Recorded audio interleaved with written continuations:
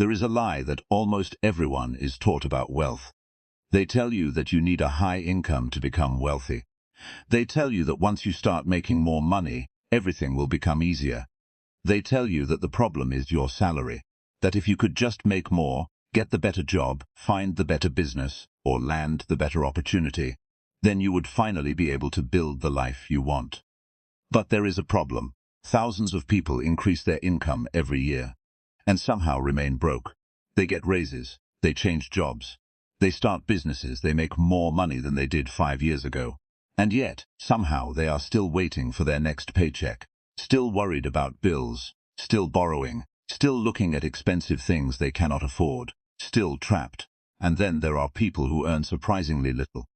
Yet somehow, year after year, they become harder to destroy financially. They accumulate savings, they acquire assets, they build businesses, they invest, they create options, they become less dependent on their salary, and eventually, something changes. They stop looking rich and start becoming rich. That distinction is the foundation of everything we are going to discuss. Because if you are currently earning a low income, you might believe you are disqualified from building wealth. You are not. You may be disadvantaged, you may have fewer opportunities, you may have less room for mistakes. But you are not disqualified, and if you stay until the end of this video, you are going to understand the quiet strategy that allows someone with a modest income to slowly build financial power without pretending to be wealthy, without constantly chasing get-rich-quick schemes, and without needing everyone around them to know what they are building. Because real wealth is rarely built loudly, it is usually built in silence. And that is where Machiavelli becomes relevant. Niccolo Machiavelli understood something about power that applies surprisingly well to money. Power does not always announce itself.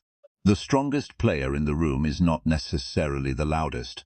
The person who talks the most about their plans is not necessarily the person who is winning. And the person displaying the most wealth is certainly not necessarily wealthy.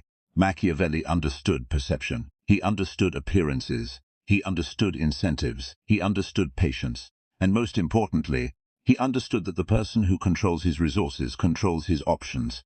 Money works the same way. Your goal is not to look wealthy. Your goal is to become difficult to financially destroy. Your goal is to create a position where one bad month does not ruin you. One unexpected bill does not destroy you. One lost job does not completely control your future. And one opportunity does not pass you by simply because you cannot afford to take it. That is wealth. Not the car, not the designer clothes, not the expensive restaurant, not the photograph, not the appearance, freedom, control, options. And if your income is currently low, you need to understand something uncomfortable. You cannot build wealth using the same psychology that keeps poor people poor. You cannot spend every increase in income. You cannot constantly reward yourself for surviving. You cannot turn every temporary improvement in your financial situation into a permanent increase in your lifestyle. Because the moment your income rises, if your lifestyle rises with it, you have not become richer. You have simply become more expensive to maintain. This is the first principle of the quiet strategy. When your income is low, your greatest weapon is not income. It is the gap between what you earn and what you consume. That gap may be small, but if you protect it long enough, it becomes powerful. Imagine two people. The first person earns twice as much as the second, but the first person spends everything. The second person earns less, but consistently keeps a portion of every payment. At the beginning, the first person looks richer, better clothes, better phone, better apartment, better car, more expensive weekends. The second person looks ordinary, maybe even behind. But 5 years later, the situation may be completely different. The first person has possessions. The second person has capital. And capital behaves differently from possessions. Possessions consume money. Capital can produce money. This is why you need to stop asking yourself, how can I look like I am doing well? And start asking, how can I become stronger financially without anyone noticing? That question changes everything. Because once you stop trying to impress people, you recover an enormous amount of money and an enormous amount of energy. Think about how much money disappears because people want to maintain an image. Someone gets a little more money, they upgrade their phone, then their clothes, then their apartment, then their car, then their lifestyle. and suddenly, the raise that was supposed to help them build wealth has disappeared. Their income increased, but their freedom did not. This is lifestyle inflation, and it is one of the quietest enemies of wealth, because it does not feel like an enemy. It feels like progress. You tell yourself, I worked hard for this, and maybe you did. You deserve to enjoy your money.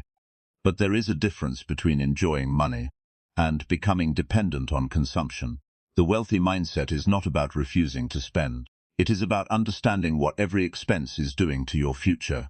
Every naira you spend is not just a naira disappearing. It is a decision. It is either buying you something useful now, or buying you a future option later, and this is where you need to become ruthless.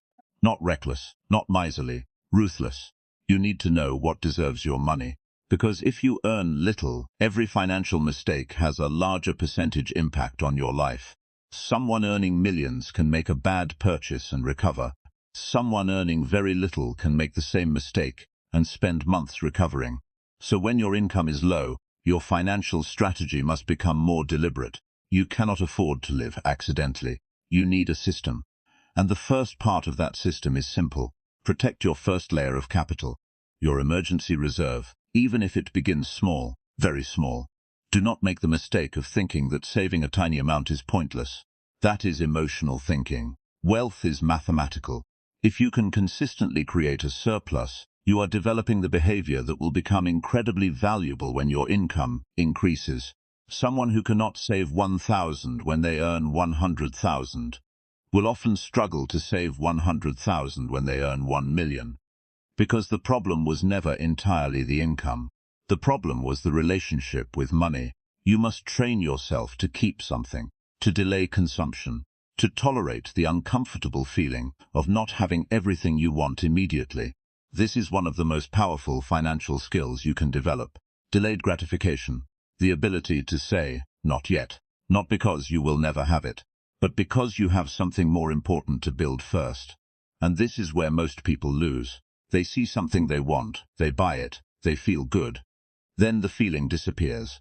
So they need another purchase, another experience, another upgrade, another reward. And slowly, consumption becomes emotional medication. Whenever they feel stressed, they spend.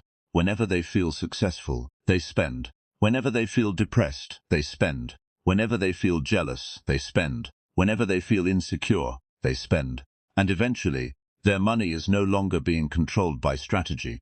It is being controlled by emotion. Machiavelli would recognize the problem immediately. A person who cannot control himself can easily be controlled by someone else. And if you cannot control your impulses, marketing can control you. Social pressure can control you. Friends can control you. Relationships can control you. Trends can control you. Your ego can control you. And the moment your ego controls your money, you become vulnerable.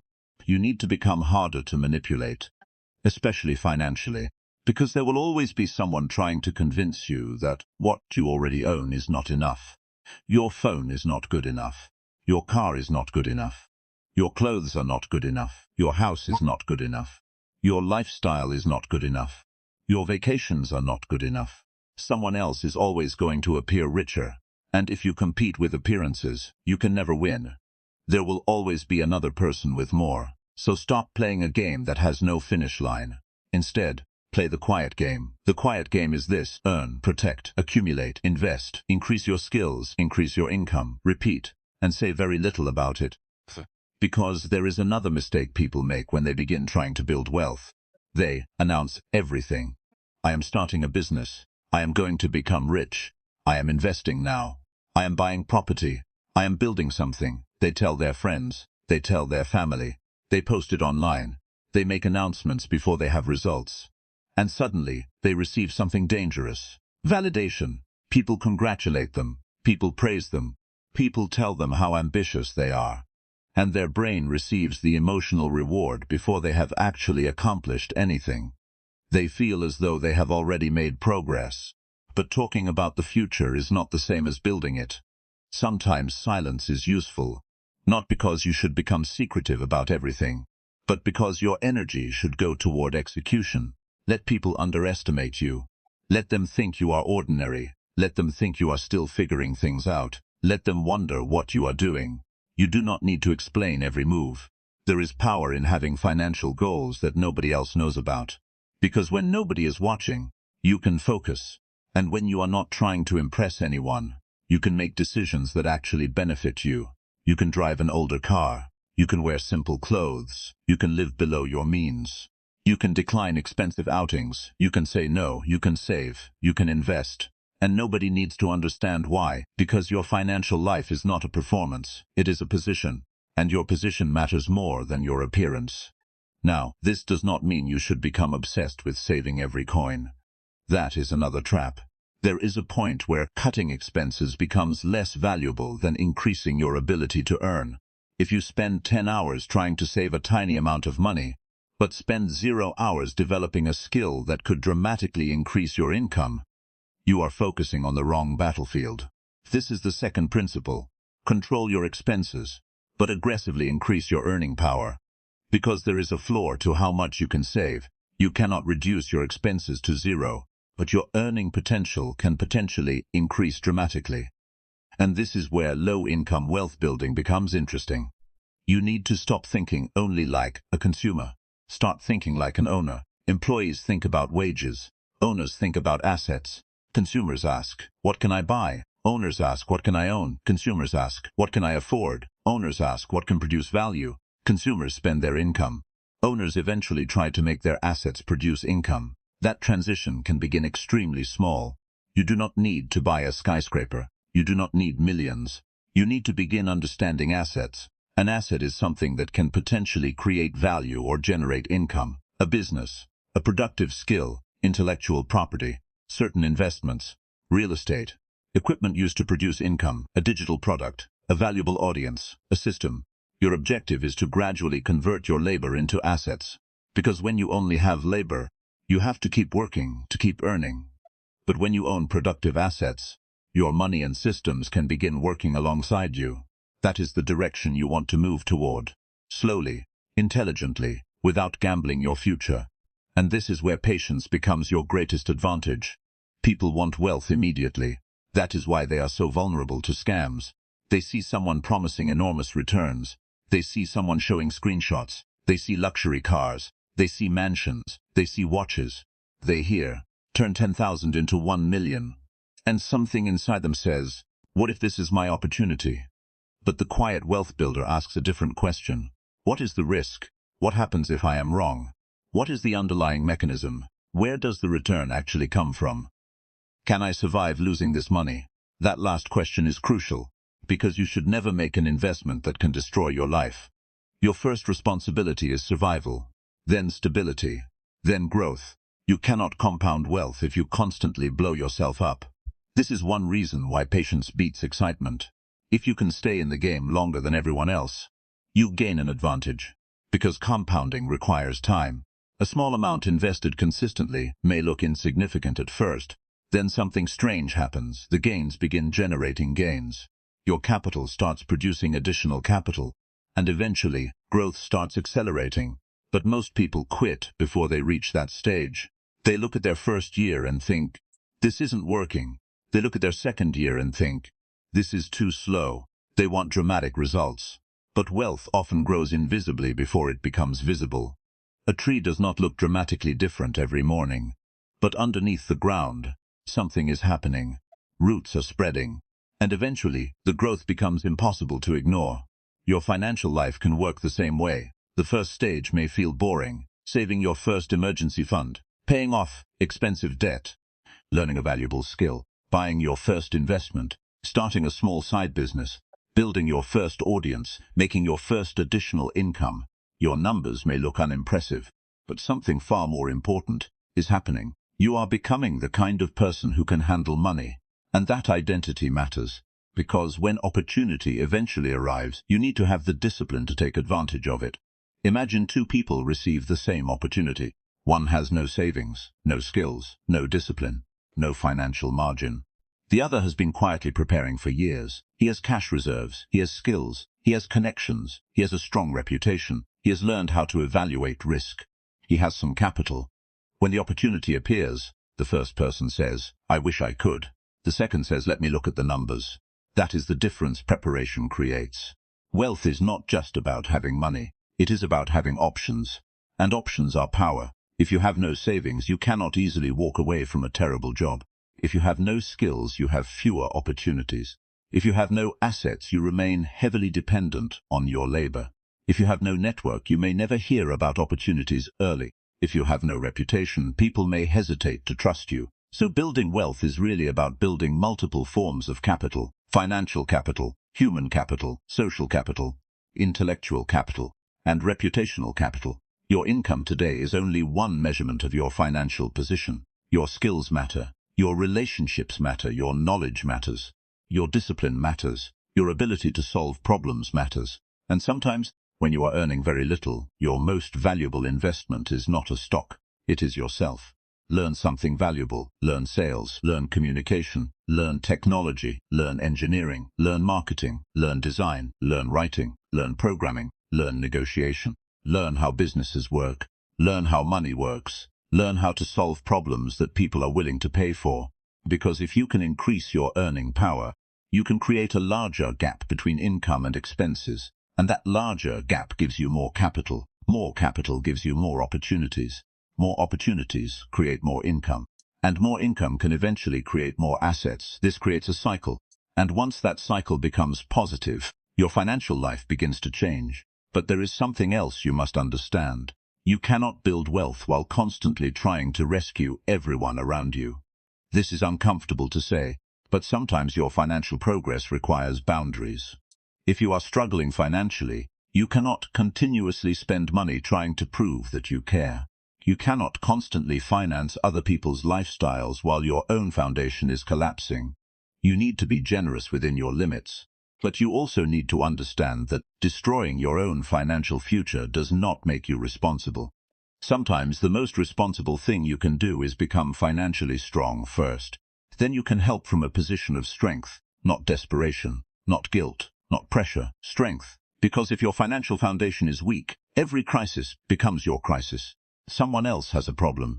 You become responsible. Someone needs money. You become the solution. Someone wants something. You feel guilty saying no. And suddenly, you are working harder and harder without becoming wealthier. You are simply redistributing your weakness. Build your foundation, then help people. And if someone becomes angry because you cannot afford to finance their expectations, let them. You do not need everyone to approve of your financial decisions. Remember the quiet strategy. You are not trying to win applause. You are trying to build something that lasts. And this brings us to another powerful principle. Do not confuse income with wealth. Income is what comes in. Wealth is what remains and what you own. Someone can earn a huge salary and have no wealth. Someone can earn a modest income and gradually accumulate wealth. The difference is what happens between those points. Income enters. Then what? Does it disappear? Or does some of it become capital? This question should become automatic. Every time money enters your hands, ask yourself, how much of this will improve my future? Not just, how much of this can improve my weekend? That single question can change your life, because every paycheck is an opportunity, not just to consume, but to strengthen your position. And the goal is not perfection. You will make mistakes. You will overspend sometimes. You will have emergencies. You will make investments that do not work. You will underestimate expenses. You will probably have moments where you wonder if any of this is worth it. But do not allow one mistake to become an identity. You are not financially doomed because you made a bad decision. Correct it, learn, adjust, continue. The quiet strategist does not need to win every battle. He needs to survive long enough to win the war. And the war is not against other people. It is against financial dependence, against impulsiveness, against lifestyle inflation, against ignorance, against impatience, against the need for validation, against the belief that you must look wealthy before you become wealthy. You don't. You can build quietly. You can build slowly. You can build with very little, and nobody has to know. Or, in fact, maybe that is exactly how you should build. Let everyone else chase the appearance of success. You chase ownership. Let everyone else upgrade their lifestyle. You upgrade your capabilities. Let everyone else announce their plans. You execute yours. Let everyone else chase quick money. You build systems. Let everyone else compete over who looks richer. You compete against your past self. Because if your net worth increases every year, if your skills increase every year, if your income increases every year, if your financial knowledge increases every year, if your dependence on a single income source decreases every year, you are winning, even if nobody can see it yet. And eventually, the quiet work begins to speak. Your savings become larger. Your investments become larger. Your opportunities become better. Your income becomes more diversified. Your confidence becomes different. Not the loud confidence of someone trying to prove themselves. A quieter confidence. The confidence of someone who knows, I can survive. I can rebuild. I can wait. I can say no. I do not need to impress you. And perhaps most importantly, I do not need to spend money to convince myself that I am valuable. That is financial power. But there is one final layer to the strategy that most people completely overlook. And it may be the most important one of all. Because saving money is only the beginning. Investing money is only the beginning. Increasing your income is only the beginning. The real transformation happens when you learn how to position yourself, so that money starts coming toward you instead of you constantly chasing it. And that requires understanding something most people never learn. The difference between being busy and being valuable. Because you can work 12 hours a day and still remain poor. You can be exhausted and still be financially trapped. You can be hardworking and still be replaceable. The market does not simply reward effort, it rewards value. And once you understand that, you begin to see your entire life differently. You stop asking, how can I work harder? And start asking, what problem can I solve that is worth more? That question can become the beginning of your escape, because the quiet strategy was never about becoming rich overnight. It was about becoming increasingly valuable, increasingly disciplined, increasingly independent, and increasingly difficult to control. And once you understand that, you are no longer simply trying to survive on a low income. You are using your current position as the foundation for a stronger one. And that is where the real strategy begins.